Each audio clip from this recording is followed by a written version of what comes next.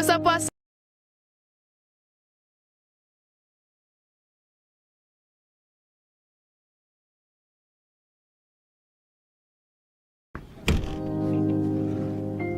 What's up, Wasatch? Today we're going to go behind the scenes with our sports broadcasting class. Let's go.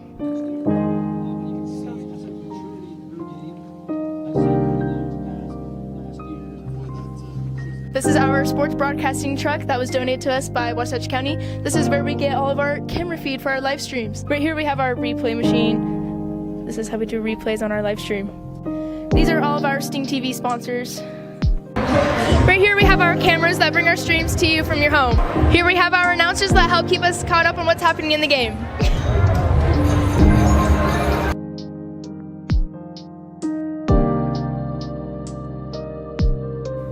Thanks for tuning in with us today. If you own a business and would like to help sponsor us, please Venmo our Instagram at StingTV. And if you would just like to send us a kind donation, please scan the QR code. Thank you. If you do choose to sponsor us, your logo will go up on all of our live streams and your money will go towards helping kids pay for a educational trip to New York. On this trip, we go visit Good Morning America and go to a local elementary school and help them with their film program.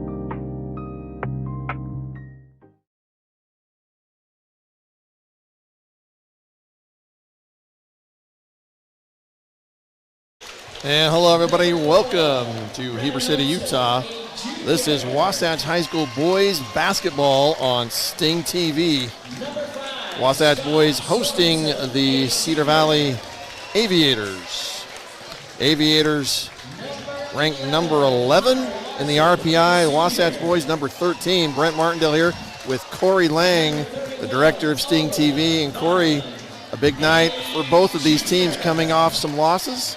And always important to win at home for Wasatch, right? Absolutely. I mean, you expect to always, you want to win every game at home you can. This will be a tough one for Wasatch. Cedar's a great matchup, I feel, personnel-wise. Both teams are pretty similar in a lot of ways, but both have a lot to prove in this one game coming back. You know, nobody giving up a loss. You want to come out. You just saw the Cedar Valley girls come in and really give Wasatch everything that they could take right down to the wire. I expect nothing less from the boys right here to give Wasatch every single bit that they can handle. We mentioned Wasatch coming off, the boys coming off a frighteningly tough loss to Timpview. Boy, Timpview came in here and just kind of had all cylinders firing. Timpview is a great team. They got a lot of athletes, but not a lot of things were going right for Wasatch either that night. So it was kind of I don't want to say a perfect storm, but one team's playing really well and you're just not getting the cylinders clicking. And so, yeah, that was a tough loss for Wasatch against Timpview. And looking for a bounce-back game here.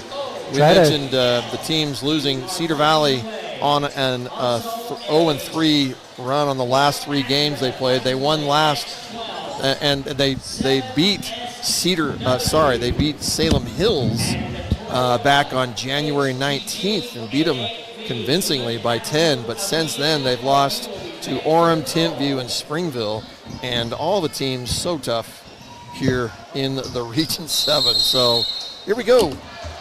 Wasatch, and the tip ball is going to go to Cedar Valley, and that's how we begin tonight's game. Again, Cedar Valley ranked 11th, and coming off of 3 losses in a row. There's a turnover. I like the pressure on for Wasatch. 3-point shot, good, right out of the bucket. Ethan Moore, 3-pointer. And he looked smooth and confident with that shot. I like that. Wasatch defending very high. Miles Brown up at the top. There's a drive, no good. Rebound, Sam Lind, the guard in there rebounding under the basket. Lind's gonna drive, has the ball knocked out of bounds. Oh, we're gonna give it to, that's gotta be, somebody's gotta. I think there was contact, his hand was on it. Oh, okay. Came off and Sam was the last to touch it. There was no arguing, so. No.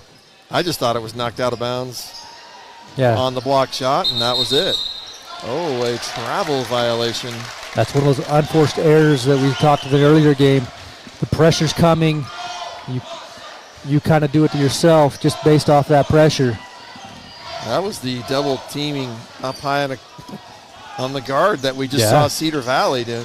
There's the give and go, not going to work, and it's going to be it's going to go to Cedar Valley. So that's 2 turnovers. And a quick timeout. Head coach Blake Pugmire for the Cedar Valley Aviators. He's going to call a 30-second timeout. Must have seen something he didn't like and needs to address it right now. So 3-0 is the lead. Ethan Moore with the open first three-pointer of the game. And you don't usually see that from Ethan Moore. You don't see him taking a three-pointer. Not right off. But he looks so calm in doing it that's what I like the most about it, is the confidence. When a player's playing with confidence, things always seem to go your way a little more, and so that's what I love to see out of that one right there, is just he fully expected to hit that shot. Yes, it's like he just knew it. Cedar Valley. Here's Caleb bringing the pressure up. 3-0, heavy pressure guards way, way up top. And just a kind of a switch, almost like a man. I guess would you call that a man defense? Shot by Cedar Valley, good. That's Ovi Christensen. Christensen averaging 13 points a game for Cedar Valley. He's one of their leaders. They have another player, Larson, averaging 12 points a game, and Bodden averaging 10. So 3 players averaging double figures. Sam Lynn drives, no call, no harm, no foul, but the shot doesn't go, and Cedar Valley gets it quickly. Miles Brown with the steal. Threads it to the Sam Lynn, who gets it to Ethan Moore. Shot can't go. Fast breaking. I'm seeing already more tonight as we saw trying to do against. And it's the active hands in the passing lanes. JJ Sari, that is not a good sign. JJ Sari. Yeah, he went into the bleachers off that. Something happened. Well, he pulled up 10 feet and looked over, and when he passed it, he was going down hurt. That is not a good sign. He's holding his left hip. Yeah, we don't like to see that on anybody. You like to see all the best athletes on the court and making the plays all they can, but yeah, it seems to be something with his hip. But yeah, he was anteloping. I thought he was going to dunk it, but by about the free throw extended, he pulled up and got the pass over and immediately buckled over. So here's the replay. You can see him right there. Yep. And he pulls up just limping. What we neglected to say was that Miles Brown made the basket, but JJ Sari's still on the ground. Boy, you'd hate it if something were like a dislocation or something like that, but he cannot get up. While we're waiting just a little bit for JJ and hopefully better news, we want to congratulate the Wasatch girls. JJ is up on his own power, but boy, he is limping and wincing in pain. So, as Corey mentioned earlier, the Wasatch girls won their game tonight 52-49, but by the hair of their chinny chin chin, it would be a way to say it. Cedar Valley, impressive girls game. So we'll give you an update as soon as we know on JJ Sari. In the meantime, Wasatch up 5-2 here in the first 2.5 minutes of the game. Heavy pressure again up at the top, and that's going to be it's that pressure. It kind of looked as though I thought they might call a jump ball, but and that's what I think Obi Christensen was hoping for. Yeah. And I kind of expected that, but yeah. Sometimes I think refs call jumps a little premature. It's supposed to be a 3-second count. That's a long time. Interesting. I didn't know that. But if it's tied up, Sam they'll end Lind, it. three-pointer down the pipe. Another great confident shot by Sam. Boy, Cedar Drive just and looks like score. No call. out to the races on to the any of rim. those. Yeah. That's going to be a foul. Sorry, not Sam Lind. That's going to be Miles Brown will have his first foul. Yeah, it looked like there was definitely contact on the drive by Cedar Valley. So under their own basket, ball will be inbounded. That's Brennan Olson up at the top.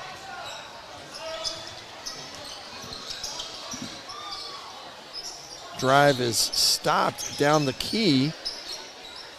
This time it's kicked out, and quick defense making sure that three-point. They're going to call the foul on Nate Hinckley. Hinckley just checked into the game. I believe Hinckley checked in for JJ Sari.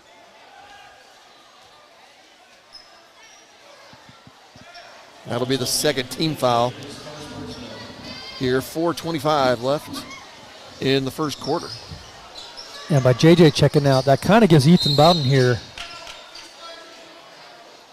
a little bit of a size advantage height-wise, and that's what they look like to try to exploit and go right to on that inbound. Miles trying to battle that with just strength. They're going to pick up that quick foul.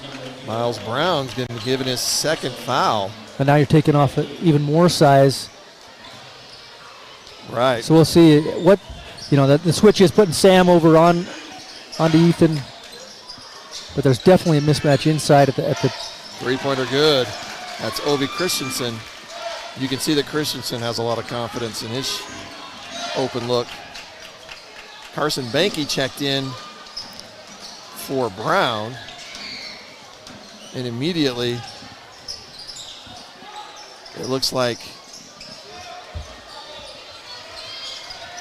there's another drive. Kick out, Sam Lind. Head pump fake. Boy, he had his man off of it and had an open 10-footer, but went a little short. So Cedar Valley now with the opportunity. Cedar Valley with Ethan Bowden, looks like is their center.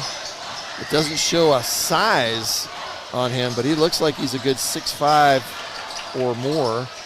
Or air ball, and there's the drive on the rebound, Hunter Larson. That's just a good hustle.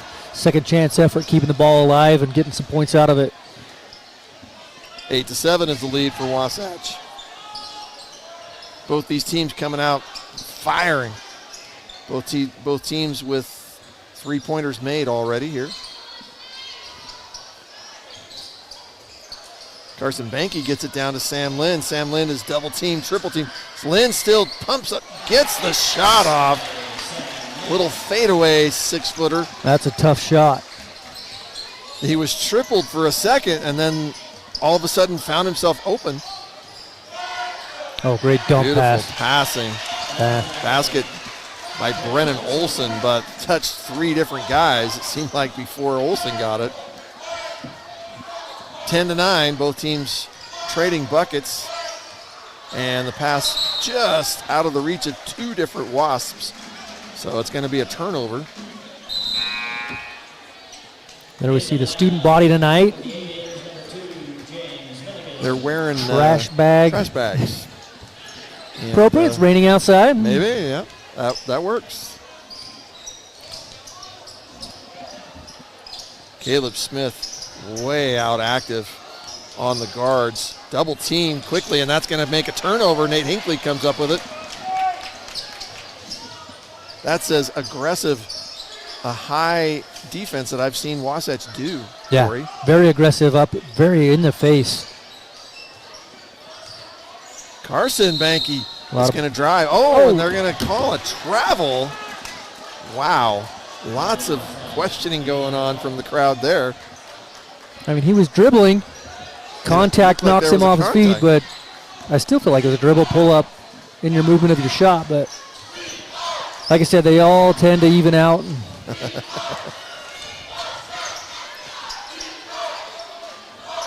Cedar Valley having to do the same decision making that the Wasatch girls had to do. So there's the double team that I'm just not sure why. 3-pointer up. Good. Wow. Great ball movement. Brennan Olson now with 5 points. Olson didn't even look like he had a handle on it, and he got it off so quick. That's the first lead of the night for Cedar Valley. They're up 12-10 now. Sam Lynn's going to do a step back jumper off the rim. A rebound, offensive board by Ethan Moore. Almost puts it back in, but he's fouled. He'll have free throws. He has a knack for being a smaller point guard.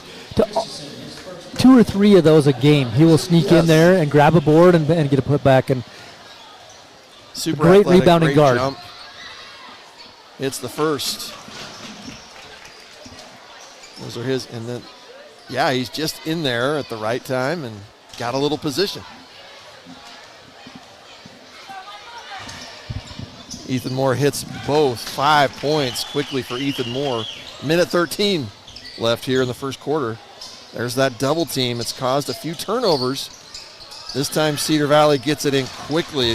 Yeah, they're starting to adjust. The double team, that means somebody's open, right? Yep, they've adjusted to the pressure, the tempo of that pressure, and now they've got the spacing that they want. And the last few possessions with that, they've had their way of just dissecting.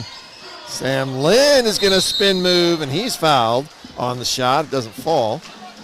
That basket a minute ago was made by Hunter Larson for the Aviators. Put them back up 14-12. We've already had 4 lead changes here in the first quarter. And that's kind of what I was mentioned. I assume that the whole game's going to go that way, down to the last, but who has the ball last? Lind hits the first. Pretty evenly matched, play well. Yeah, it really does seem like that. It seems like the guards are kind of even size-wise. Once JJ went out, there Ethan Bodden became the biggest guy on the floor, but makes both. That's a tie game. And Sam Lynn has 7 points. There's a big rebound by Ethan Bodden on the offensive board. There's the drive. Knocked away. I think Nate Hinckley got a handle on that. Just a little touch, enough to throw it off. Ethan Moore drives just off the front rim, however. 17 seconds left. Down to 14 seconds left here in the first quarter.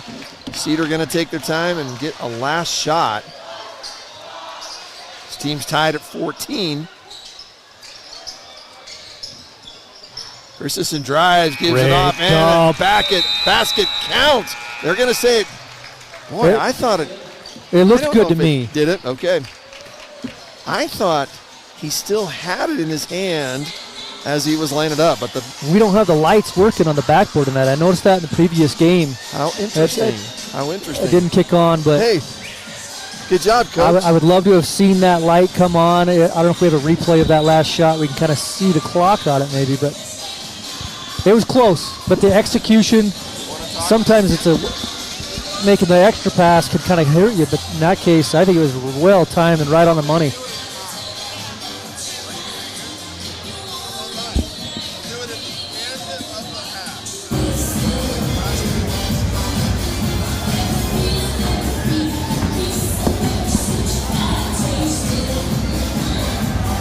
I apologize, I wasn't hearing the last thing you said, but you said you were hoping, I think, that there was a replay, and we don't have it. Either way, the referees have called it a good basket good, so it's 16-14 is the lead for Cedar Valley going into the second quarter.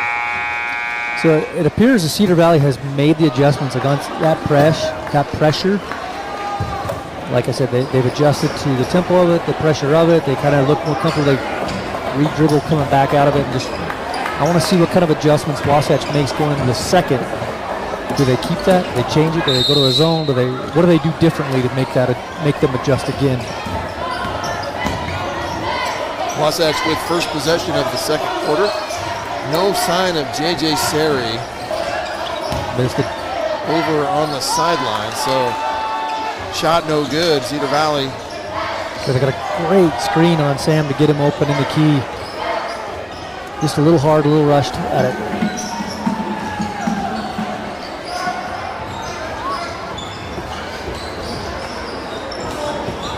Cedar Valley definitely taking their time. Their shot clock always seems to run down to at least 10. That's going to be a foul charge to Carson Benke. Fouls on Carson Benke, his first personal. Carson Benke, that's his first.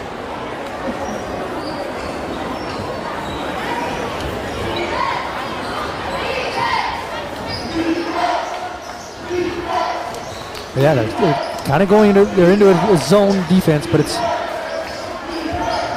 very matchup. And a beautiful pass once again. And they're pulling that big Ethan up to the high post on against that zone, trying to bring Sam, the center, on that 2-3 up, which opens up those blocks. Sam is working hard tonight. Lind averaging 18 points a game. He's had a lot of attempts tonight. He'll keeps that up, and some of those fall. He'll easily hit that average. Wasatch gets the happy end of the turnover, and they'll have an opportunity to tie this game or take the lead. Nate Hinckley thought about the three, pulled back. Right now with this lineup, we closed the end of the first quarter in this one. Sam feels like it's the only offensive threat on the floor. You know, that's deflected by Christensen, and he's going to get the easy bucket. He got that steal and then was basically down on the floor. Almost looked like a cherry pick, but he was just there. And so the lead is now 20-16. Wasatch with a small lineup. Yeah, there's other guys on the floor that can score, but I haven't seen anybody. That's a three-pointer. There you go. Caleb Smith. That was looking to take that load and looking to take that roll out of it. Sam always has that look and that feel in the hill. That's always been his game as long as I've known him since middle school. That he would carry a team, and he had moments where he would just like, I'm going to put you on my back and get you through this. But I'm looking for some other role player guys like Caleb and like Carson Bank and some of them to step up. Drive close, but no good. Adrian Correll Fierro. There's another three-point attempt just off the back iron. Going to be knocked out of bounds by Nate Hinckley. It's a quick three in transition, but I'm okay with it with him. I would like to see somebody get some rhythm going and somebody becoming a threat. 20-19 is the lead for Cedar Valley. 5:10 left here in the first half.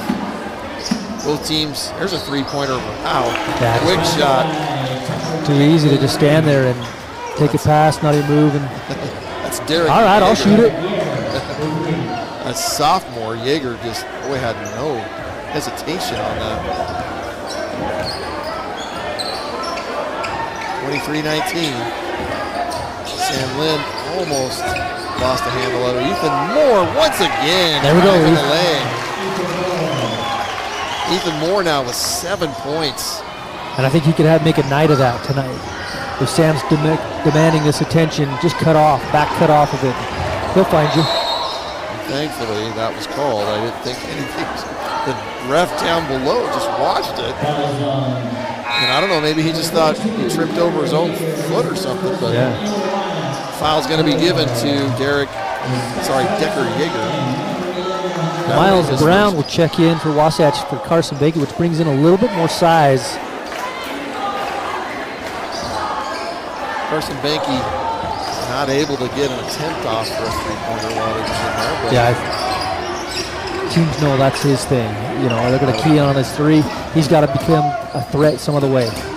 Back cut off, kind of like what Ethan's been doing. There's pass down low. Miles Brown's going to kick it out. Almost has it knocked away. Nate Hinckley's going to drive, kick it out. Drive that time. Once again, Caleb Smith just did the perfect little head fake at the three-point line. They had to cover him, and then he had an open lane. And that's what's going to open is for these other role player guys as Sam is trying so hard and in commanding that attention from the defense. Other guys just got to back cut off of it. and take those open lanes to the rim as Ethan did, and right there with Caleb, a couple shots. That's a great look. Caleb Smith with 5 points and even more with 7. That's a little bit more at this point of the game from those two guards, which is a good sign. While we're seeing these replays, there's the three-pointer from a few more of those will change the game. We want to mention, again, our sponsors as you're watching the replays. Kilwin Construction here in Heber City. They do cabins. It even shows on their website, Three Falls Scottish Castle. I got to look that up to see what that means. They have got some amazing work. Yeah, you check out their website. That's Killowen, K-I-L-L-O-W-E-N. Killowen Construction, one of our new sponsors. We thank all of our sponsors and appreciate the help that it does for us. If you were able to see at the tune in the beginning of the game, a little commercial, which kind of showing what StingTV does, what it takes to put this on. Great back cut. Beautiful pass there. That was Hunter Larson. And Larson almost gets the steal. Knocks it out of bounds. Getting a little bit lazy there on the pass and just coming to the ball.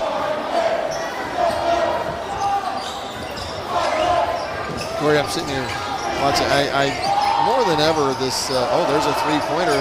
Ethan Moore can't fall, but Smith with the offensive board and Wasatch with another opportunity. What I was going to say is, we mentioned earlier our state champion cheerleading team. That was a reaction call. I don't think he even saw it. He just saw the defensive player fall. Yeah. Okay, so the offensive foul is going to be charged to Miles Brown. That'll be his third. And it's going to need to come out. Miles Brown just furious. Miles is different. He plays guard, but he's got a big size to him, and so he gets a lot of foul calls that way that just any other guard wouldn't get. It's a dribble handoff screen, no more harder than that screen right there, but Miles has got a big body and good size to him for playing outside and more guard position that sometimes people aren't accustomed to playing against. Another great pass underneath. Stocking, couldn't get it to fall, got his own rebound, but then lost it out of bounds. We mentioned our state champion cheerleaders, we've shown that. I love that the guys, we have guy cheerleaders with this, and they just did a great job at state, won the co-ed division outright. They just smoked all of the different categories, and we congratulate them. But I can hear them, and I think it really is great for the crowd. Carson Banky gets open for a three-pointer just off the back iron. Boy, that looked good, right down the middle. But I think he's found his range. He's found the mark. Wow, quick score that time. Scott Sorensen. Yeah, nice left hand off the glass. 6 guys that have scored for Cedar Valley. Yeah, boy, that was, and it's like they obviously made Hinckley good. Three-pointer, nothing but net. That's Hinckley's first bucket of the night. 26-27. Wasatch down by 1. Minute 48 left here in the first half. There's a drive. That's going to be good. That basket's going to count for Adrian Burrell Fierro. Carson trying to anticipate and get in front, but a heads-up play of stepping around that defender, still playing through the contact and finishing that shot. Carson Banky. He's a very headsy, smart player. I think that's what he's anticipating. Just a quick switch, stand in front.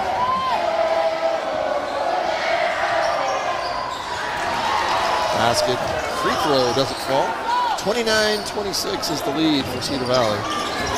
Wasatch had the lead for the entire first quarter and minute of the second quarter, but then since then it's been Cedar Valley.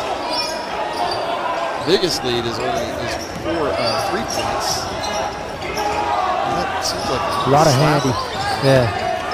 Even more drives and scores. And sometimes the best way to beat pressure is with pressure. That defense is going to come out that high and that tight on you out top. Same thing right there. Obi Christensen did the same exact thing you were just saying. Just attack the rim. Yep. Attack that pressure.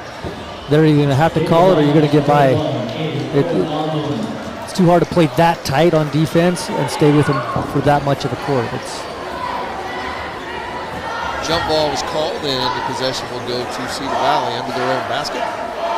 1 minute remaining here in the first half. Bodden gets the ball way up high. Yep. Just keep the ball high. And that's that size advantage. Since JJ's stepped out, Sam's having to take up the defensive duty of guarding Ethan down there. JJ Seri. They got the 10-second violation. And with the I didn't look at the shot clock, to see it's really obvious. wow. As soon as it hits 24. Turnover. Wasatch down 3. Corey, I'm looking at JJ Seri sitting on the bench. And I think I can't tell if he's got a bag of ice. If ice is on him, he's out.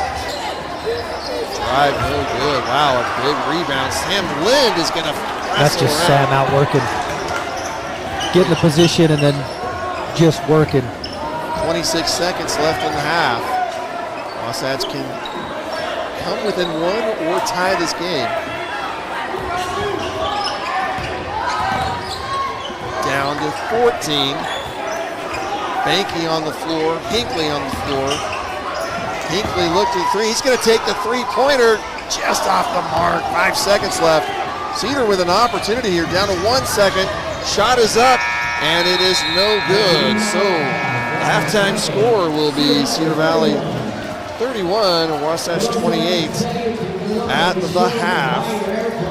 And Corey, I think there's lots of questions here. It's who's happiest, who's the most upset out of this score at the halftime?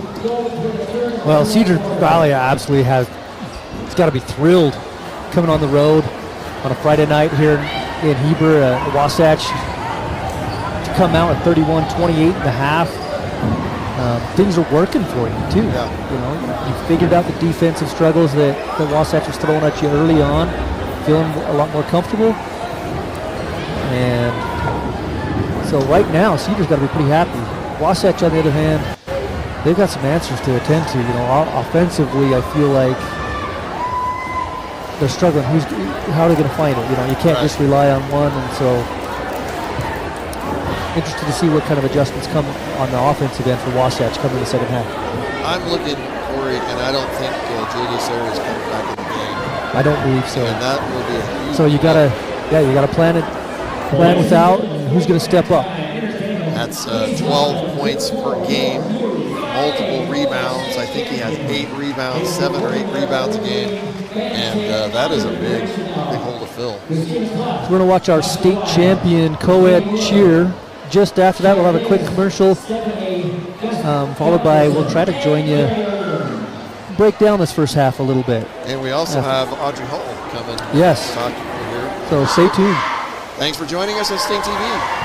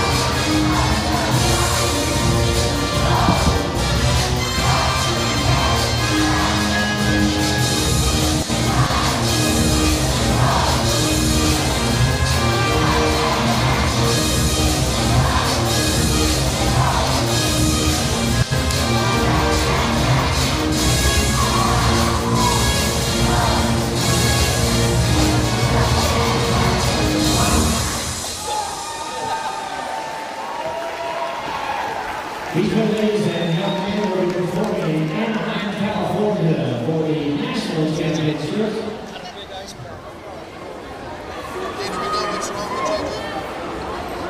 again.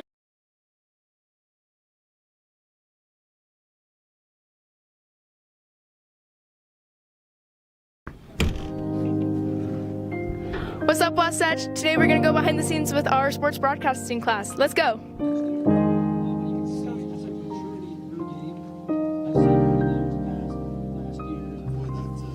This is our sports broadcasting truck that was donated to us by Wasatch County. This is where we get all of our camera feed for our live streams. Right here we have our replay machine. This is how we do replays on our live stream. These are all of our StingTV sponsors. Right here we have our cameras that bring our streams to you from your home. Here we have our announcers that help keep us caught up on what's happening in the game.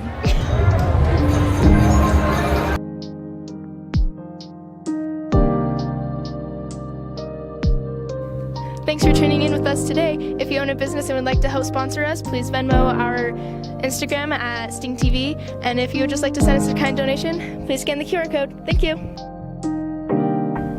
If you do choose to sponsor us, your logo will go up on all of our live streams and your money will go towards helping kids pay for an educational trip to New York. On this trip, we go visit Good Morning America and go to a local elementary school and help them with their film program.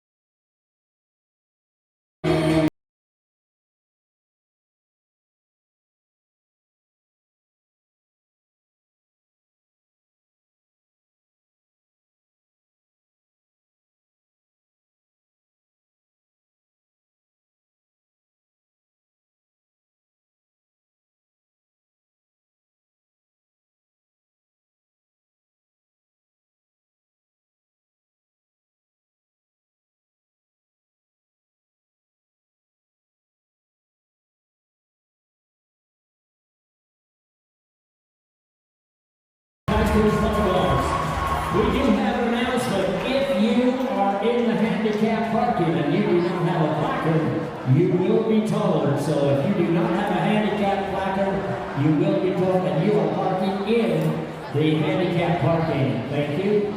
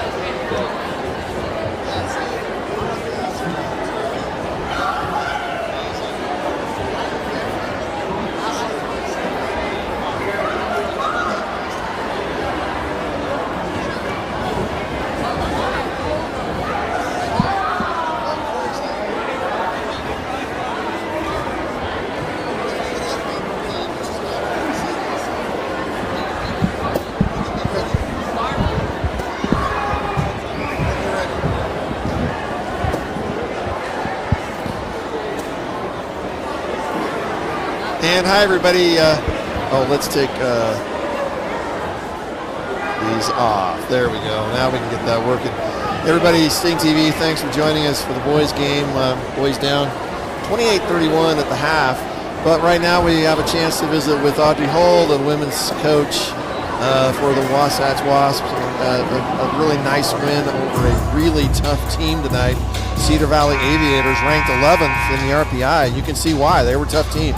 Yeah, we've been watching their scores, and even though we beat them pretty handily at their place, we knew they were making adjustments and improvements, and that they were definitely a team to watch. We knew about their press. We handled their press easily at their place. And, yeah, you saw it there too? Did they do that there also? Okay. Yes. Yeah. Yeah, they actually had to pull it off of us because we broke it so easily, and just, you know, sometimes you got to win ugly. Sometimes the kids struggle a little bit. Well, and I wouldn't call that ugly, and yet I understand. In fact, I talked to Corey about that and told him that's what I would say in volleyball a lot. Yeah. Hey, I don't care what it looks like, just get it done. So, and your girls did. Let's talk about role players. Bailey Sweat starts every game, plays. She's tough, rebounds, gets block shots even. 10 points tonight, and I thought was an inspiration for your team when you needed it. Oh, well, we always know Bailey can give us big moments. So she did that last year in the state tournament. She had a really big game. She did that for us tonight. She's done it for us in some other games as well. She has such a nice shot, and with them like doubling and really focusing in on Ash, Feely, and Peyton, it opened her up, and thank goodness she was ready to go. Other role players, Danny Garner. Yep. Not that Danny has been amazing the whole season. She stepped in, really learned the role of coming off the bench. 10 points for her tonight besides rebounds. That's going to be nice to have that for the next few years. She's young. Yeah. The nice thing about our team is that we are young. She's a sophomore. And yes, she's got speed.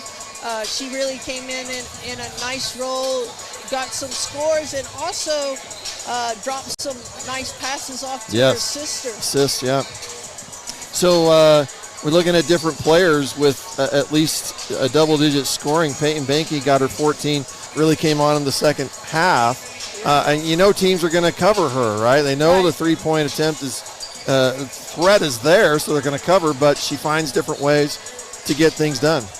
Yeah, it seems like Peyton will come up with clutch shot scores in moments that we need it, like times where I think they had a lead by 2 and she hits a 3 and then we go up by 1, and so and then hits the free throws and she's got some ice in her veins that has really bailed us out of some tight situations. And then Ashley Garner, you can just depend on her double every night, and we don't know what her rebound total came to. We thought she was at 12 or 13 in the third quarter, but I don't know what she ended up with. But that's just valuable. It's just incredibly valuable, and you guys, that Corey was talking about games like this, preparation for a state tournament.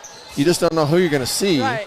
And what a great way. I mean, one of the things I know we heard afterwards that Mackenzie Richens was hurt.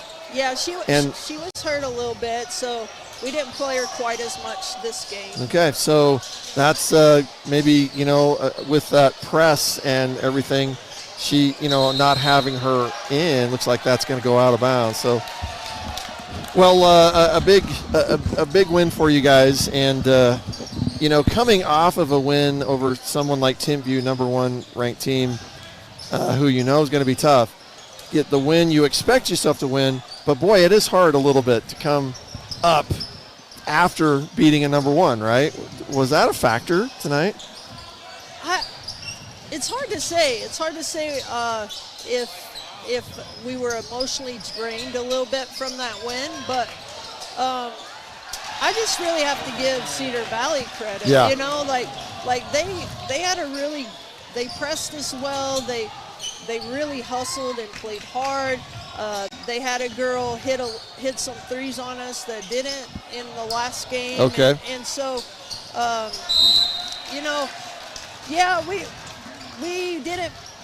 we didn't make our shots like we normally do, but you got to give their defense some credit. Totally, yeah. Corey Lang is with us now, and Corey was talking about how stifling it was. I mean, there's just sometimes things that teams do that make you look like there's 6 players out there instead of just 5, and that's what they looked like all night. They did that, so. Right, they're fast, they're long and lanky, and they press that the whole time. They've done that press all season, and they just keep getting better at it. While you're talking there, Ethan Bodden is taking over. He's got 4 points here. Yeah, he's just owning the paint right now. Yeah. Wasatch doesn't have an answer at this point. Let's see what kind of adjustments they make. Sam Lind, this shot blocked by Bodden. So Bodden doing it on both ends. Tell me, Coach Hull, what did your team learn of most value tonight with this win? Well, I would say we're going to be working on our press break a little bit more. Okay.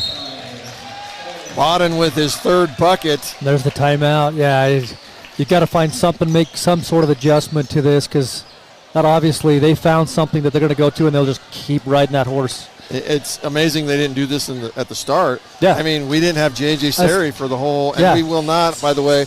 I did find out J.J. is out. The closest thing I can call it is a sprained hip. So they called it something else. I talked with his parents, and he is out for the night and possibly for the near future. So we wish him the best. But you mentioned the lesson you learned was on breaking press. Yeah, well, that's definitely one of the lessons that we learned was breaking the press a little better, and then keeping our composure in the press. Once we break it, we need to set up the offense. We got hurried. I think that's why we missed a lot of our shots, that they were rushing things, and we got to just learn to handle that a little bit better. Corey mentioned, when you have a press like that, 3 or 4 of their players up on this half of the court, when you break it, you want to attack, and that's what Corey's saying is you should have numbers. But sometimes that didn't even look like that was working. It's like, and maybe that's for what you're saying. Maybe they just got a little rushed, and they'll be able to maybe see that. That's another block shot by Bodden. Bodden has 6 points and 2 block shots here in the first 3 minutes. Well, I guess that's one way to take care of Bodden right there. I'm not sure. Put him on the line, I guess. Hack-a-shack, I don't know. Bodden went down kind of hard, so looks like they'll give the foul to, I don't know who they ended up giving it to. Did they give it to either Sam Miles Lynn? Or Sam. Looks like Sam. Bodden finally misses a shot, and Wasatch comes down quickly. We have Audrey Hull with us, and appreciate you joining us. You're welcome again to stay as long as you'd like and give us your input on this boys game. Nate Hinckley in and out, just not able to fall. Wasatch still hasn't scored here in this third quarter. I know how that feels when there feels like there's a lid on the basket. Cedar Valley from the start has been shown quick guards. There's Christensen. His shot doesn't fall. Christensen averages 13. He had points at the beginning, but has not scored basically since the third minute of the second quarter. He does have 7, though, and he can still get his game average. Smith up at the top, Moore with the ball, and he's going to be heavily guarded by Christensen. Miles Brown, spin move, doesn't fall. Just off the front of the rim. Should he have used the backboard there, Corey? You've mentioned that before. Hard to say in today's game, It's not so much. It used to be always off the window, but Bodden again. He is absolutely size-wise monster dominating. 8 points here in the third quarter, and another turnover. They're going to call it travel. Yeah. Okay, I thought I saw that one too. He was going so fast. That was Brennan Olson. I don't know how he could have stopped on 2 steps. So didn't have a lot of space to stop. So the lead is 11, the biggest of the night for Cedar Valley. Wasatch yet to still score here in the third quarter. And no one else but Bodden has scored for Nate Hinckley again, almost in. Bodden again with another rebound. We need something to drop. Spin move's going to get a foul called on Ethan Moore. Moore, that'll be his first personal foul. I'd like to see some sort of screen, back pick, or a back cut even, but right now it's been very one-on. Yeah, again, Brennan Olson's going to be called for another travel. He's had 2 travels in the last 2 possessions for Cedar Valley. Yeah, I guess think 2 right out of now 3. You got to go with, try to get the ball to Lynn's hands and get him. Well, and you've had good flow. matchups with it, too, because of Bottoms have to come out to guard Miles. So Sam's had some good matchups. Now they go into a zone, which changes that a little bit. And I like the variation that they're doing, keeping Wasatch on their toes by mixing it up on the defensive end. Sam Lind, he's going to score. And that's what Sam does And well. the harm. If he can catch the ball out on the perimeter and then attack, he's such a good with his hands and finishing at the rim that Of all the defending Bodden has done tonight, and he did sit out some of the second quarter, but that is his first personal foul. Sam Lind with the score to solve the drought for Wasatch. Here, 3:18 left in the third quarter, and that's their first bucket. And he finishes the three-point play. 31-39. The 11-point lead is down to 8.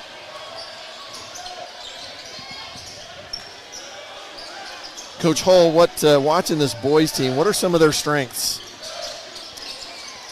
Well, I think our boys are a really good shooting team normally. They're struggling right here this quarter. Caleb's working really hard to try to keep Ethan out of his comfort zone, keeping him away. And I don't know, as much as the offensive player is pushing down, I think the defensive player should have a right to stand their ground.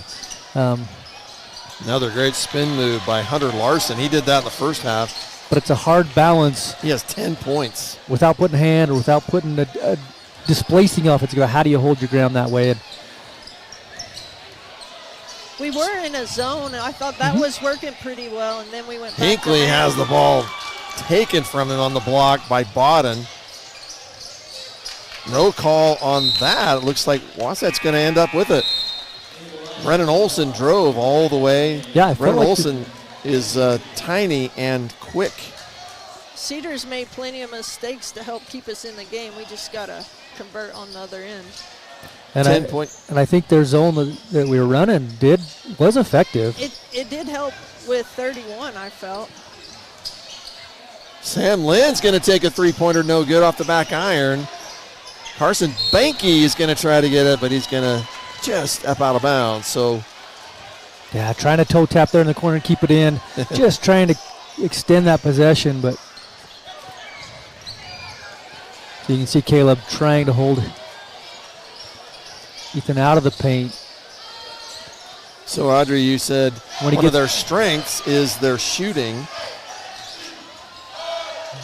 Great move that time once again. That's James Milligan. Yeah, they're a great shooting team. They need to pass and move that ball around. Sometimes they get where they dribble too much and they don't move it around, but there you go. When they start passing like that and working it, they'll put it in the basket.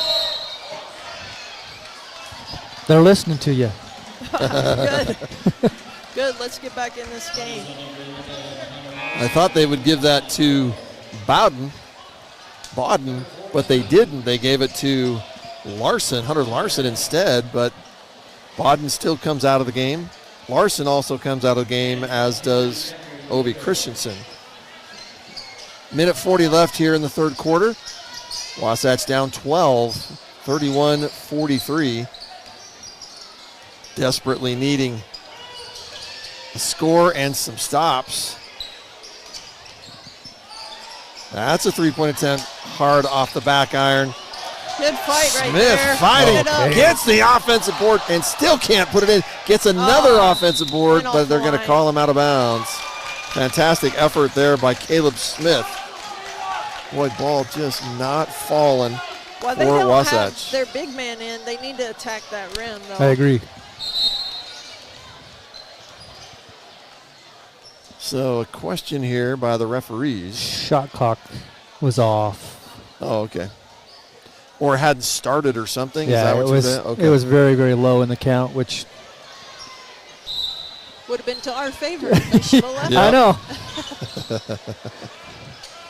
But the way they're playing and shooting, I don't know if it would have hurt them a whole lot. This Wasatch team, That beautiful back cut. pass down low. Good. Stolen Here by we go. Carson Banky. and he's going to keep it. 53 seconds left in the third quarter. Wasatch desperately needing a score. Hinckley's going to take the three-pointer. Good! Yeah, he's got a couple of those. I'd like to see somebody start to go off on it. Too. Yeah, with the shot blocker out, you should be attacking that rim every time. 23 seconds on the shot clock. Shot by come on. Brennan Olson, no good. Wasatch with an opportunity here to cut that lead down. 20 seconds, I beg your pardon, 15 seconds left in the quarter.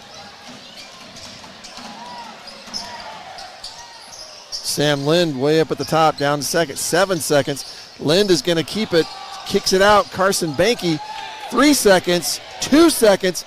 Drive by Ethan Moore goes in at the buzzer. It looks like they are going to count it, so that should be 36. 36 to 43, but I still don't see it on the scoreboard. It's a good way to close that third quarter, but long drought coming into there. Little success there at the end, just attacking the rim, but sharing the ball. I'd like to see them move that ball around. Make a play, whether it's a screen or make it a pass. Let that ball do the work and let it. They're doing here at the halftime, they've put a whole bunch of prizes, hats, bags, prizes, all sorts of things, and people can throw their paper airplanes and try to hit one of the prizes. So the closest plane to the prize gets that prize. So while we have coaches here, Coach Hull and Coach Lang, Wasatch does a little bit to get caught up there. So they're down 7. The lead was 11. And Corey, you were just mentioning ball can a little bit of unselfishness, passing it around. Without J.J. Seri, what does that change the face of this Wasatch team? And do they have guys on the bench that can help? They got a load of shooters on the floor. Whether they spread the floor that way, go 5 out, or. But the big man just checked back in, so that's going to make harder rim attacks, harder to attack Bodden at the rim. okay. If they go into their zone and stick him underneath, then absolutely, yeah, it's going to be a drive kick out of it. But bury some shots. Yep. So it comes down to you just got to get some stops and hit some shots. Guys, easy game. It's that easy. Yeah. Guys, this Wasatch team was already hurting, losing Connor Hendrickson, one of their seniors, early in the year. If they lose Seri, this can be a tough basket. Goes in, but they're going to say it did not count because he was fouled before the shot. Yeah, Wasatch kind of gets a break on that. It's getting very physical in the paint as they're battling for the position. But it should be out of bounds if that shot's not counted. So, yeah, it should be out of bounds. So Cedar will have, and they do get a new shot clock because that ball did touch the rim and the foul. So they get 7:45 left in this game. Wasatch down 7.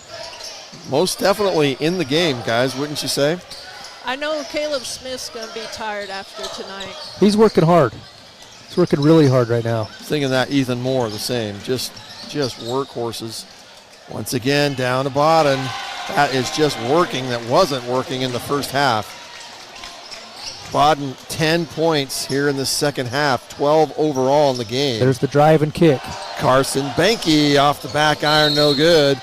Just got to hit some shots. That's going to be a position foul against Ethan Moore. So the foul's going to be charged to it's Aviators on James Milligan. Yeah. Meaning, and I said that wrong, Ethan Moore is the one that got fouled. And so Sam Lynn, three-pointer short. No good. Off. That's going to be, I was going to say, off a defender. Got to get another shot at it. You got to make it count.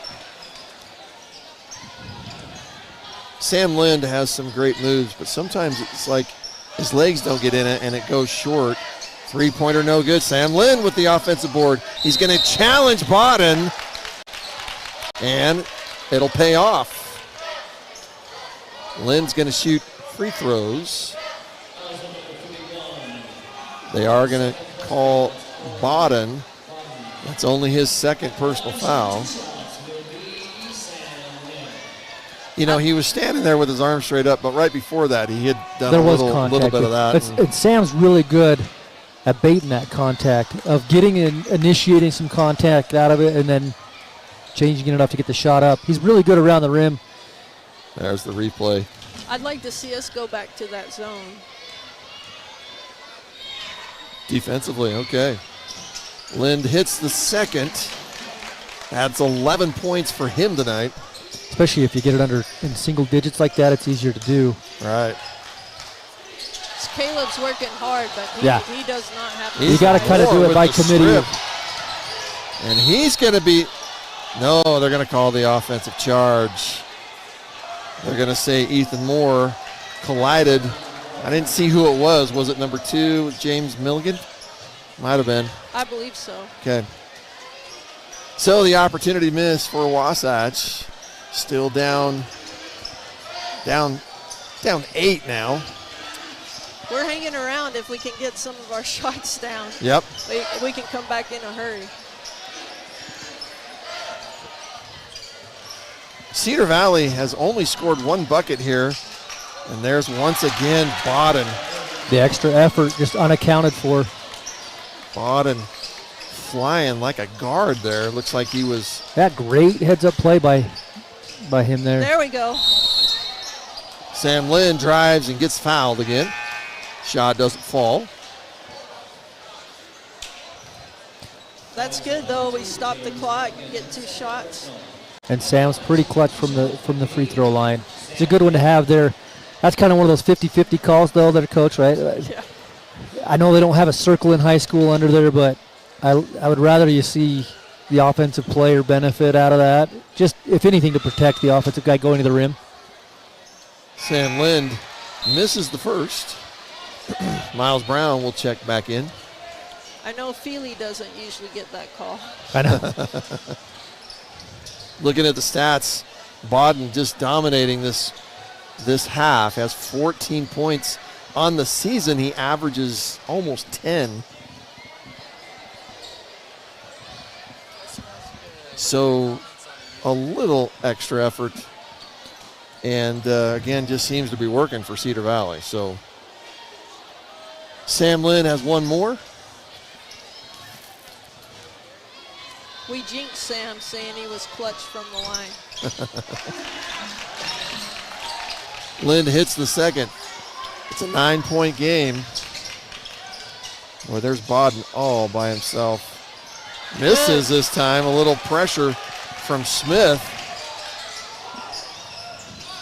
Miles Brown. I haven't seen Miles Brown take a 3-point attempt tonight.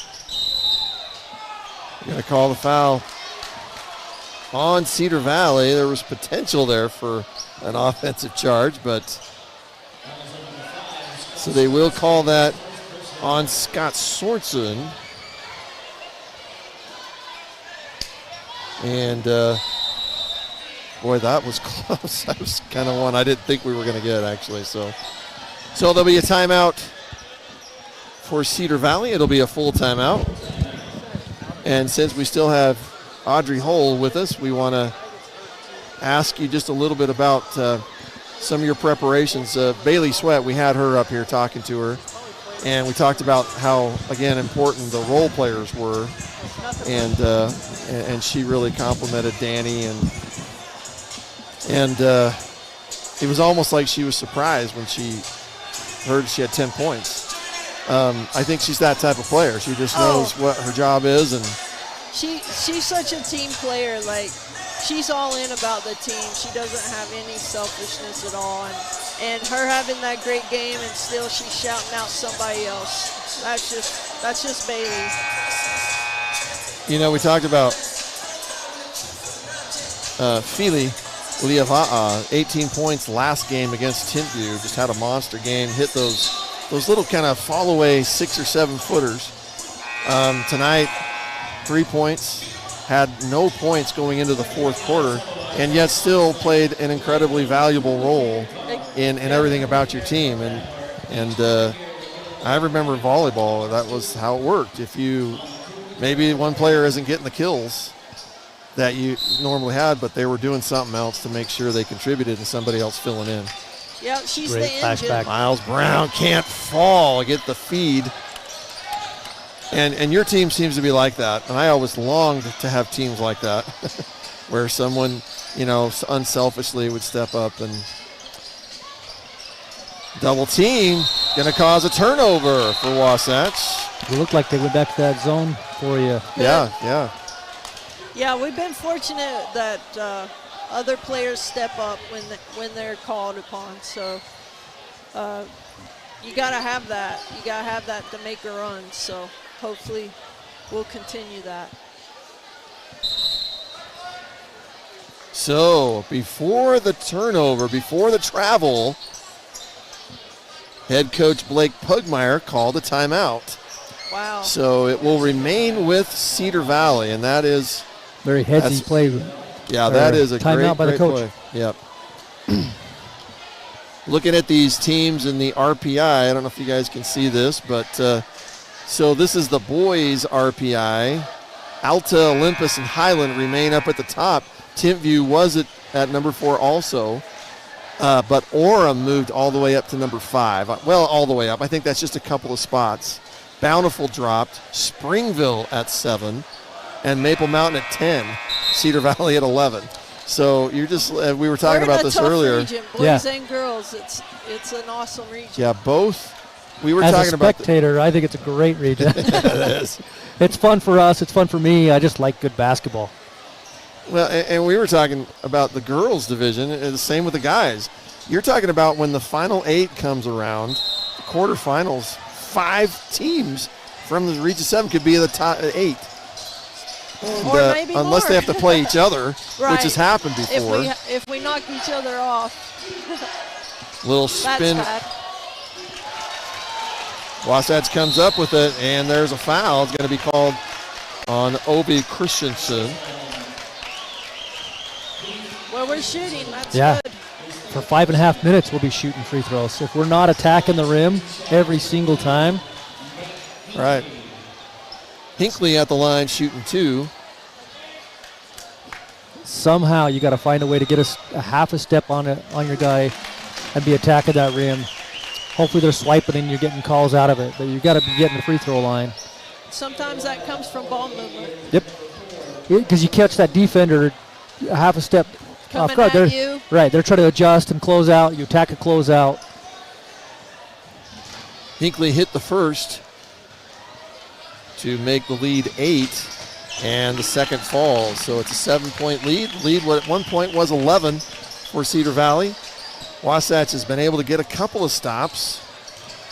And Bodden once again down low. He's guarded by Brown this time, and that worked. Put Brown a little bit bigger size. He immediately made Bodden not immediately go to the basket. Attack your shot blockers. Hinkley with another 3-pointer, no good. Too bad. That was really good ball And movement. they are going to call Sam Lind, looks like, on the reach. I can't believe what a difference that made with Brown on Bodden. Bodden still has size on him, but when he was getting the ball the other times this half, he didn't do anything but go right up and shoot. Immediately, he just felt Brown's presence. Sam Lind almost comes up with the steal. Oh, there's going to be a quick foul called on Hinkley. That seemed a little... That's what I say. Sometimes when you get in the foul count, it's 5-1, 5-2. They try to catch it up. Yep. They'll never admit it, Nope. but it happens every single time. You'll see them even it up a little bit. Cedar Valley, 4:45 left. Still plenty of time in this game. Wasatch has decreased the lead from 11 to 7. 4:36 left. Oh, he walked. And there's a travel. Looks like he got slapped in the face, and Yeah, the referee missed that one. And he's got a bloody nose, so he's got to come out. That's Hunter Larson. And Coach Pugmire saying, how did he get a bloody nose? I think he's arguing for Sometimes it's the dry air up here. the elevation. That's right. That happens all the time here. No, I don't doubt that he was smacked at all, but I saw it. Pugmire's still but jawing. that's the wash, right? Sometimes you're going to get it, sometimes you're not, but by the end of the game, it always tends to even out. Yeah. I'm not sure what. I don't know why we need to stop the game because of it. Yeah, I don't know what's going on. They've already had a player sub in for Larson. They shouldn't stop the game to get him back in. They No. should have to Oh, sub I it think out. I know what it is. There's blood on the floor. court. Okay. So. Well, that's a good way to get a free timeout. But that just came. Like, Yeah. if a player, Right. I don't know. Well, there's a break. Let's keep talking to Coach Hull. You've got 2 out of 3 of your remaining schedule on the road, and against some really good teams. What's the preparation going to be like this week? What are you going to talk about? You already mentioned once the full court press. We'll definitely work on press breaks, tighten up our defense, and like I said last time, like we're just working on fundamentals, like boxing out, taking care of our possessions, getting cleaner with our offense, like all those little things we just got to tighten up. Wasatch. Look for that ball move. They got Miles on a. If you could swing that ball, changeover, but. 3-pointer, good. Ethan Moore. Order some more of those. We can Moore. always use some more. The lead is down to 4. But where 31 won't come out on Brown, that'd be a good guy to Yeah. give a shot to. There's the Miles help Brown side. comes around. Bodden misses the shot, but the offensive board by Fierro gives Cedar Valley another chance. 3:40 left in the game. Wasatch has pulled themselves up to 4, only down 4, and there's a beautiful give and go. Obi Christensen with his first bucket, I believe, of the fourth quarter. 43-49. Sam Lind he's going to take the 3-pointer off the back rim. Didn't get the call on the foul. Neither did Cedar Brennan Valley. Olson. And we got players on the floor. We got somebody else with a bloody nose. Nate Hinckley's got a black eye. I got to say, these referees, they've kind of just let it go and I've seen twice the referees saying to get back up on those flops. And so, and now they're going to make Sam Lind tuck in his shirt. Well, thank heavens for that. They were calling flop fouls in the college last year. I haven't seen too many called this year. 3:09 left.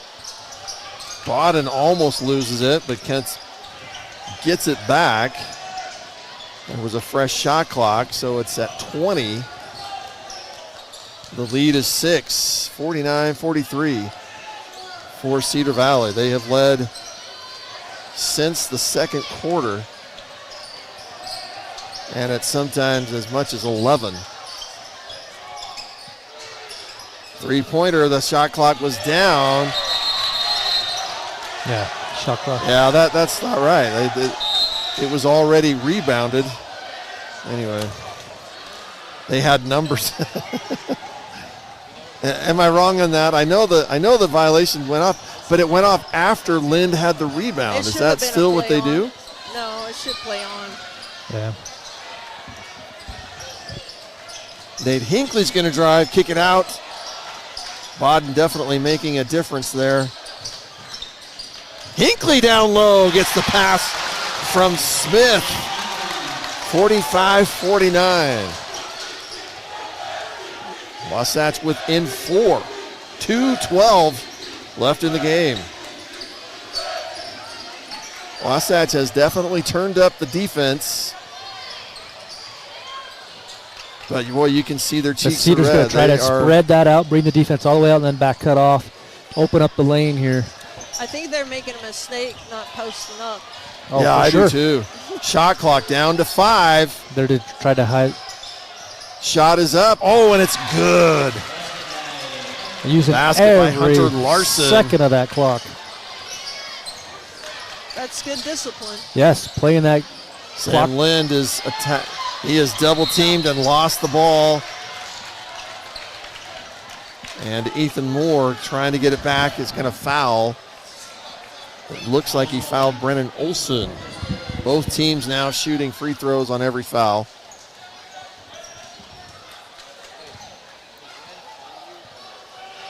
That shot made by Larson was a dagger just a moment ago. Yeah, big. That was a tough shot. Yeah. Um, Olson hits the first. Just like that, the lead is back to 7. Minute 32 left. Here in this game. And Olson hits both. Olson has 7. yeah, just like that, the lead goes from 4 to 8. Hinckley has it taken also. Miles Brown's going to end up with it. And while he has the ball, Coach McClure calls a timeout. Cedar Valley's being pretty dangerous reaching. Yes, I mean, they can I stop thought that the clock too. and put us on the line. Yeah, I agree. It's like, and yet I guess they're doing it pretty good because As long as they're not calling it, Yeah, you can do it. yeah, It's then you can legal. get away with it. Yep. So it's all part of the game that you play. And so let's ask Coach Hull, if you're this coach for Cedar Valley, what are you saying in your timeout right now? Keep trying to strip the ball, or I'd say try not to foul and play good defense and box out. And I think they're doing an awesome job offensively running the clock, but Wasatch will probably need to start fouling pretty soon. So try to get the hands in your guys that can hit free throws. and then Corey, what's Coach McClure? What do you say? stops and shots. It's amazing how Try not to simple it is. complicate it. Yeah, but you've got to get some stops. You're going to have to start to foul here pretty quick. You're down 8. If you don't get a bucket here, Sam Lynn kicked it to Miles Brown. Miles Brown there's the drive kick. downtown. It's only 5. It's 2 possessions. So you don't have to foul yet, but you got to get a stop. 5-point lead. A minute left in the game. The tie-up goes to Wasatch, so if you can get it to tie up. And they don't have Bowden in either, Yes. so I would have kept him in the game myself. Cedar's going to run the clock. They're down to 12 on the shot clock. Game clock at 47, and there's a steal. Sam Lynn, it's a 3-on-1. Ethan Moore Here we go. with the bucket and the timeout gets this game within 3. There's 1 possession. Yeah, I'm surprised they 39.4 on the clock, and that's a full timeout. What's the timeout situation? Both teams now with 2 timeouts remaining. And I think that was a steal, or maybe it was a bobble. I don't know if, obviously caused by tough defense down there. So, well, this timeout, let's go ahead and recognize our sponsors once again. Wasatch Back Flooring. We are grateful to have several different industry sponsors. Wasatch Back Flooring, Kelly Construction, and Kilowan Construction. So grateful for the sponsorship of these and many others for Wasatch High School sports here with StingTV. Yeah, it looks like they're content to keep Button on the bench, which surprises me with the impact that he's had this second That half. surprises And me. you're Yes. on offense now coming in. Like, He must be really bad at shooting free throws. Yeah, I was going to say, I That's- wonder if it was a free throw thing. your hands Keeping team. your guys that can shoot it on the floor. And since they're trying to run time off the clock anyway, But he's a good outlet. He's a nice little outlet pass to have. Well, he's been so well off the ball, Oh, cleaning yeah. up things Yep. and shots. And So here's the pressure. anticipated. 39.4 seconds. Cedar has to go the full length of the court. Wasatch does not have to foul. Your wheel. Cedar Valley gets it down. They come. They're going to kick it out. They are not. They're going to call Miles with the hand check, which. Yeah, you're risking going the whole shot clock without a foul. Yeah. Because you only have 4 seconds. Right, you're going to run out of the clock's Yeah. going to run out on you. And So the foul is charged to Brown. That is his 4th. as long as there's seconds on the clock, you've got a chance, but he let that run out. Brennan Olson for the Aviators. And you never know if pressure's going to affect the shooter, too. So.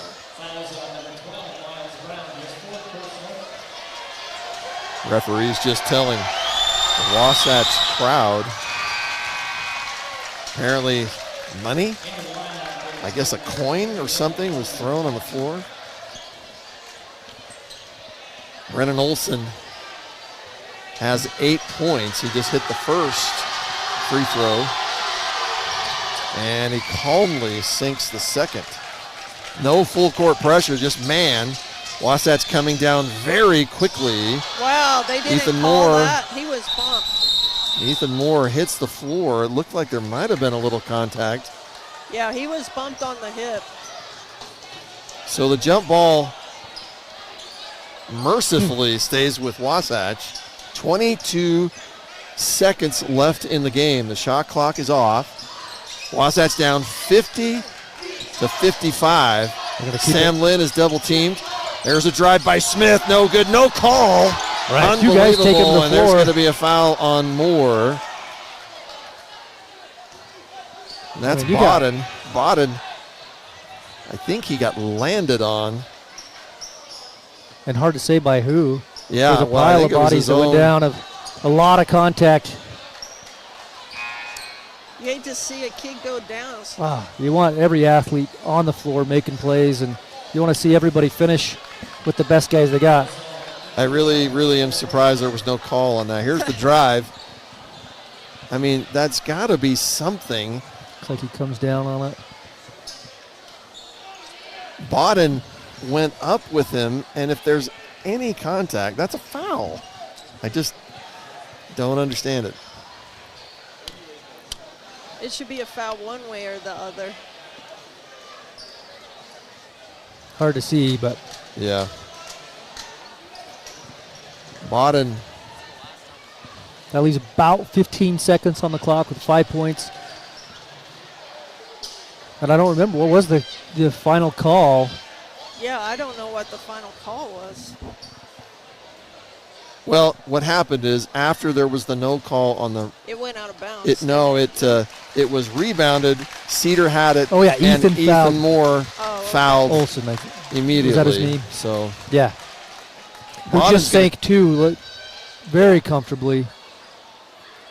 Bodden is in extreme Yeah, it pain. looks like He's he coming came down out. on that foot a little wrong. He's going to come out with 14 points and 12 of those here in the second half. But he's the game changer. Coming Yeah. into that second half, he Most just definitely, yeah. So Cedar will have the ball. I think Oh, they're calling it I on. think they're calling because the way that Ethan Moore pushed him, I guess But I they're thought calling. Ethan pushed. Either way, that works. I don't know how. Does that mean it's a technical foul Well, they may get or a flagrant or? the ball or more shots after this. So Yeah, so these are probably the.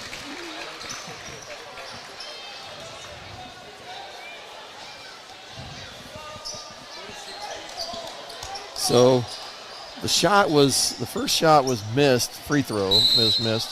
Second one was made. It's now a 6-point lead, 14 seconds. Wasatch has to foul immediately, and they do. And they will foul Hunter Larson.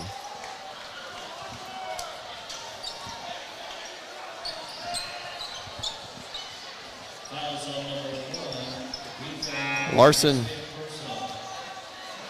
Was that a technical foul then? intentional. But I thought they would take it at the half. Ethan Moore. I don't know why they took it I all the way to the I other don't baseline. know No, that's not an intentional. Coach just had his players there, but the one previous was. Yeah. Yeah. That's what I mean. That's why I thought Cedar should have got the ball at the half court rather than full court. They got it where the foul occurred. Yeah, but usually On a typical, they usually go to. Usually you do get it at Had me half court. confused for a second.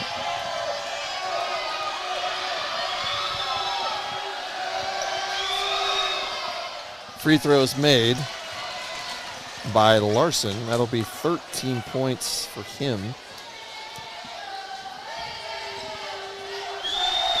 Wasatch did a great job of closing that gap, putting themselves into a chance to win it. Yes. Yeah. Just a couple missed opportunities. Second free throw missed. 10 seconds left. Wasatch going to come down, try to score quickly. Sam Lind almost rolls in, out of bounds, so you're going to have a jump ball. Sam Lind wrestling it out. Sam has worked hard tonight from the opening tip all the way on. It just appears he's been carrying a load tonight of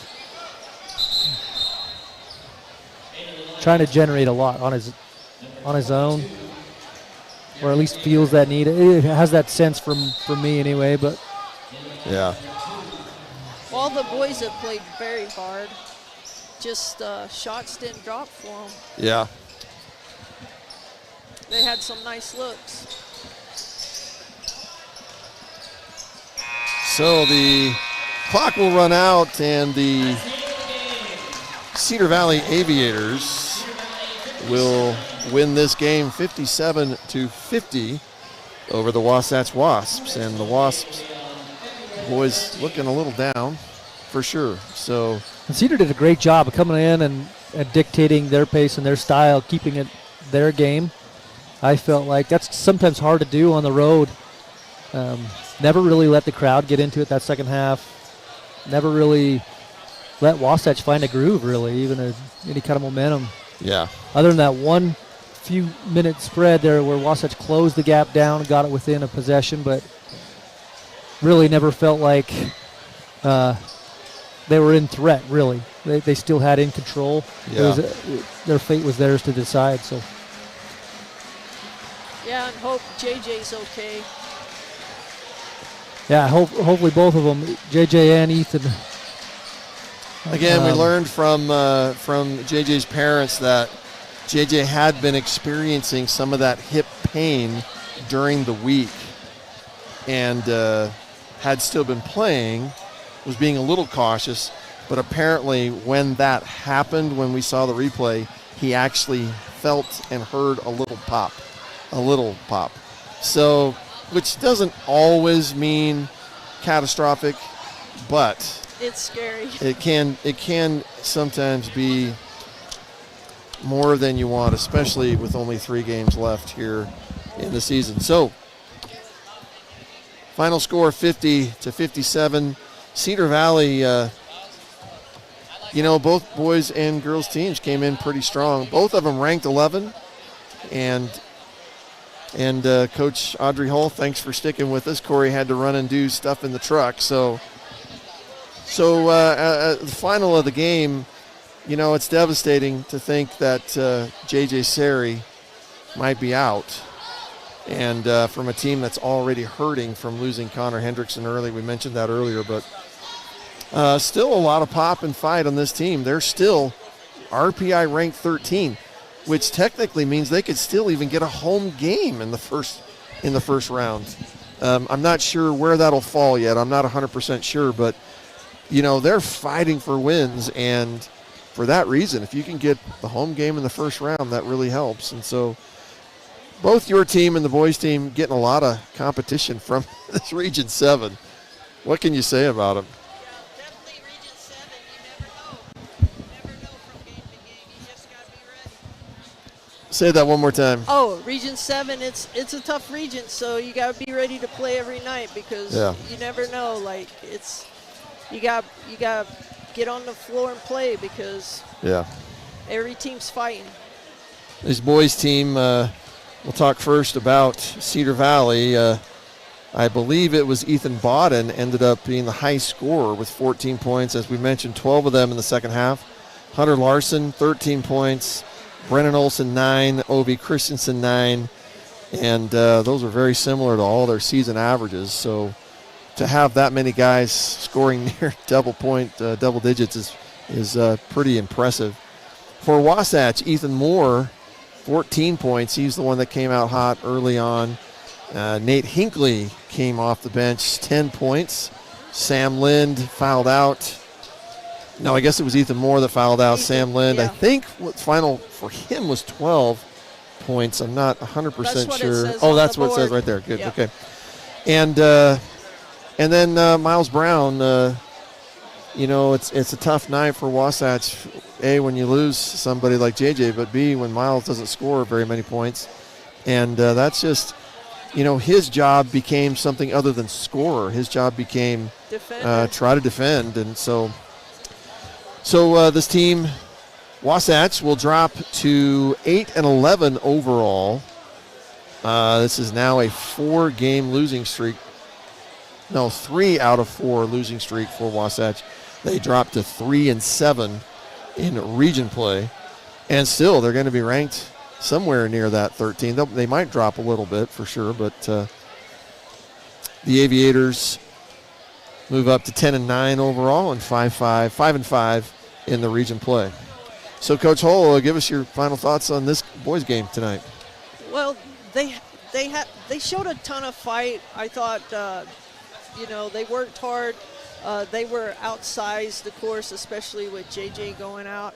And I really thought they played great. It was just, they needed a couple of those threes to fall for them, and it's a different ball game. Like, they get momentum offensively.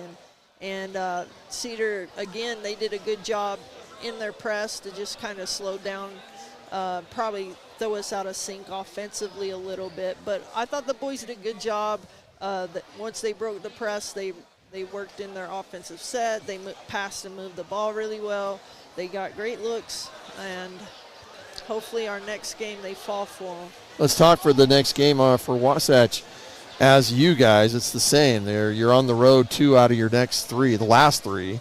2 out of the last 3 on the road. You are the boys have it a little differently. They're at Orem, so they have 4 remaining on their schedule. You have 3. Correct. The boys at Orem next Tuesday night, and then at Spanish next Friday night, which you guys will be also. And then home game, senior night, will be the Tuesday. 13th for both of you. So yes. That's 1 week from tonight. No, that's Not 13th.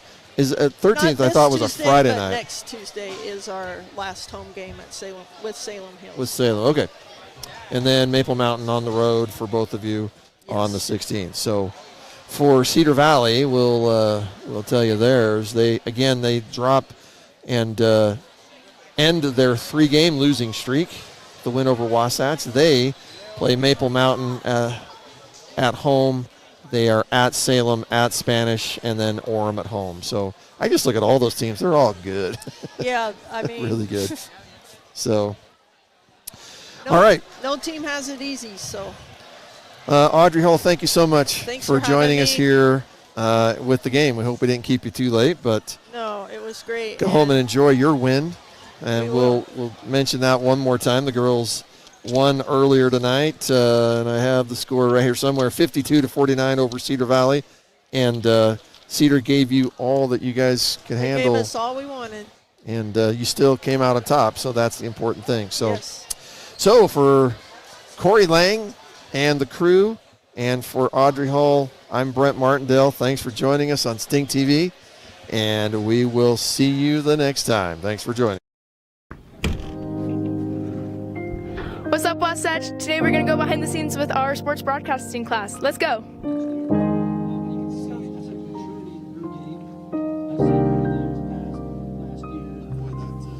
This is our sports broadcasting truck that was donated to us by Wasatch County. This is where we get all of our camera feed for our live streams. Right here we have our replay machine. This is how we do replays on our live stream. These are all of our StingTV sponsors. Right here we have our cameras that bring our streams to you from your home. Here we have our announcers that help keep us caught up on what's happening in the game.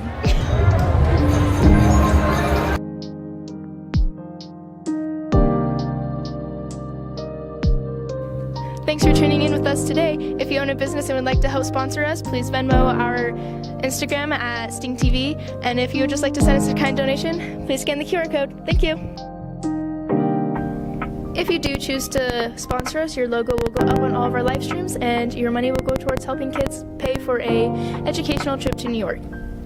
On this trip, we go visit Good Morning America and go to a local elementary school and help them with their film program.